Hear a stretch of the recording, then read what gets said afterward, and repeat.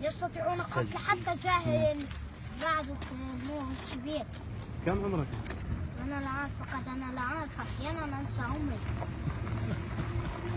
وأنتم يا أبطال؟ هل أنت تحب الجيش العراقي؟ أحبه طبعا. لماذا؟ السبب لأنهم زولوا عنا داعش، ولأنهم قتلوا داعش وأنقذوا المنطقة. احكي عمو احكي، شو تريد تحكي؟ احكي. حسنا، داعش مجرمون يقتلون الناس، يستطيعون قتل الصغار ولا يهتمون. الناس الذي عندما كان داعش موجودين سببوا للناس مشاكل، لن يعطونا إلا موارد إلا طعاما فاسدا ولن نستطيع تحمل داعش.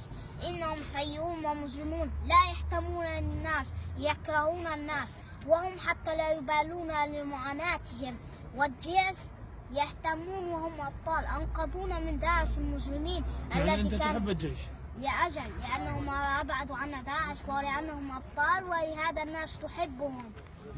ولهذا داعش لا يستحق مصيرهم أن يقتلوا وأن لا نراهم مجددا، ولا يستحقون أن يعيشوا، يستحق أن يموتوا، وأن يستحق الجيش أن يعيش وأن يستحق ما يساو من أشياء على انتصاره، ولأنه سوف يعاقبون داعش ويقتلونهم، لأن الجيش أذكى وأقوى من داعش، لأن الجيش لهم خطط. شو اسمك انت عمو؟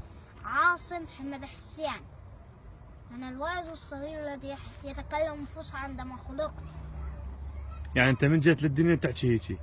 أجل، هذه لغتي الوحيدة التي أتكلمها، ولا أحد يتحمل داعش. مجرمون. لماذا مجرمون؟ إنهم سيئون، يقتلون الناس، يأخذون منهم منازلهم ولا يهتمون للناس. ماذا عملوا؟ إنهم يقتلون. قتلوا شخصا بالسوق عندما أخفوا وجهه ووضعوه على البكم وقيدوه هكذا وغلفوا وأخفوا وجهه كي لا يعرفه أحد، إذا كان أحد يعرفه فأخفوا وجهه كي لا يروه الناس. لماذا قتلوه؟ ماذا فعل؟ السبب لأنه حج عليهم فما قتلوه، لأنه لن يتحملهم فما قتلوه لأنه حج عليهم. انت ابوك يحكي هيك نفس الحكي؟ لا، أنا الوحيد في العائلة أحكيها. أنا الذي يحكيها في هذه العائلة، فقط أنا الوحيد. بالمدرسة؟ أنا أتكلمها، لكن هذه اللغة إنها لغة مختلفة عن العراقية. شو يسموها اللغة؟ الفصحى، وهي لغة القرآن. والله سمع الله.